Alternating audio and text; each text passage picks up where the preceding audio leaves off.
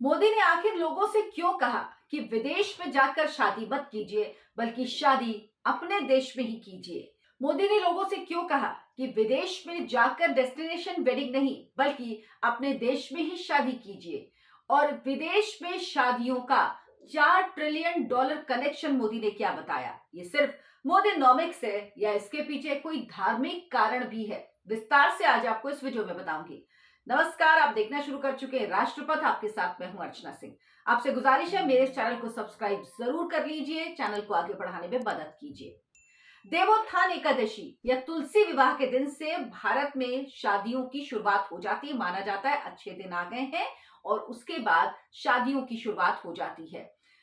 इन्हीं शादियों को लेकर प्रधानमंत्री नरेंद्र मोदी ने एक बड़ी अपील की। मोदी ने कहा, भारत में रहने वाले अमीर लोग विदेश में जाकर डेस्टिनेशन वेडिंग करने से बचें, ताकि हमारे देश के 5 लाख करोड़ रुपए की बचत हो और ये पैसा हमारे देश के लोगों के काम आए। हमारे देश में शादी विवाह के फंक्शन में लाखों रुपए खर्च होते हैं। 23 नवंबर यानी तुलसी विवाह से 15 दिसंबर तक देश भर में शादियों के लग्न रहेंगे। ऐसा अनुमान है कि इस दौरान देश में शादियों पर लगभग 42 करोड़ रुपए खर्च किए जाएंगे। भारत की अर्थव्यवस्था हाल ही में $4 ट्रिलियन की इकोनॉमी बनने में सफलता हासिल कर चुकी है और अगले 23 दिन शादियों के हैं, जिसमें 42 लाख करोड़ का लेन देन देश भर में होगा। ऐसे में उम्मीद की जा रही है कि भारत की अर्थव्यवस्था में शादियों के मौकों पर जो खर्च होता है, उस दौरान उससे जो उछाल आएगा, उससे अर्थव्यवस्था और भी मजबूत होगी। हिंदू धर्म में विवाह एक ऐसा इवेंट है जिसमें कई लोगों को रोजगार मिलता है। इससे कई लोगों के घर चलते हैं। बैंड बाजे वालों से लेकर पंडितों तक, शादी के जोड़े बनाने वाले कारीगरों से लेकर मंडप सजाने वालों तक, शादी में इस्तेमाल किए जाने वाली वस्तुओं की बिक्री से लाखों लोगों को रोजगार मिलता है। इससे इनके घर चलते हैं। देश की आर्थिक गतिविधियों को जबरदस्त उछाल मिलता है। ऐसे में अगर 42 लाख करोड़ रुपए यानी 51 बिलियन US डॉलर्स में 5 लाख करोड़ रुपए भारतीयों की विदेशों में हो रही शादी पर खर्च किए जाएं, तो इससे देश की इकोनॉमी को तो घाटा होगा ही।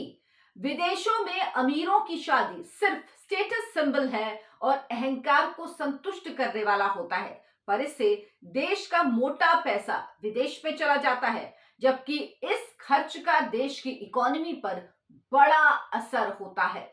इकोनॉमी के इस खेल को समझकर पीएम मोदी ने बहुत ही समझबूझ के साथ अपने देश में रहने वाले अमीरों को यह सलाह दी कि वो डेस्टिनेशन वेडिंग्स के नाम पर विदेशी अर्थव्यवस्थाओं को मजबूत ना बनाएं, बल्कि वोकल फॉर लोकल की नीति अपनाकर शादी के बहाने अपने देश के गरीबों का भला ही करें। इससे जो रोजगार उत्पन्न होता है, उससे देश की अर्थव्यवस्था भी मजबूत होती है। ये तो रही बात विदेशों में शादी करने से देश की अर्थव्यवस्था पर पड़ने वाले असर की।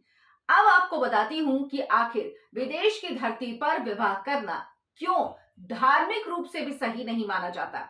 हमारे देश में विवाह को एक बहुत ही पवित्र समारोह माना जाता है। हिंदू धर्म के अनुसार विवाह सिर्फ स्त्री और पुरुष के बीच एक समझौता नहीं होता, जैसा कि दूसरे धर्मों में होता है।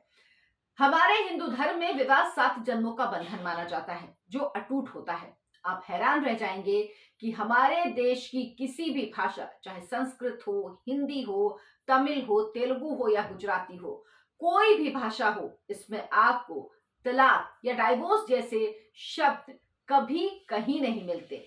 दूसरी बात ये कि हिंदू धर्म में जो विवाह की परंपरा होती है, उसमें मूल रूप से 2 ही संस्कार करने होते हैं। पहला संस्कार होता है 7 फेरे और दूसरा संस्कार होता है कन्यादान या पाणी ग्रहण।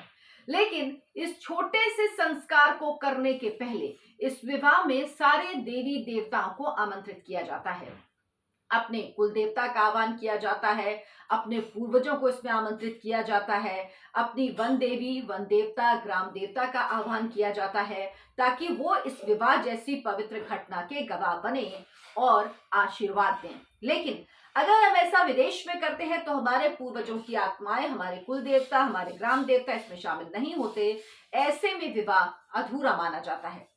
तीसरी बात ये कि विवाह के दौरान जो भी संकल्प के मंत्र पढ़े जाते हैं उसमें लोकेशन का उल्लेख मस्ट होता है। आपने सुना होगा पंडितों को ये कहते हुए कि ये विवाह भारतवर्ष के जम्बू द्वीप के आर्यवर्त खंड के इस शहर के इस कुल में इस नाम के व्यक्ति से और इस नाम की कन्या के बीच हो रहा है।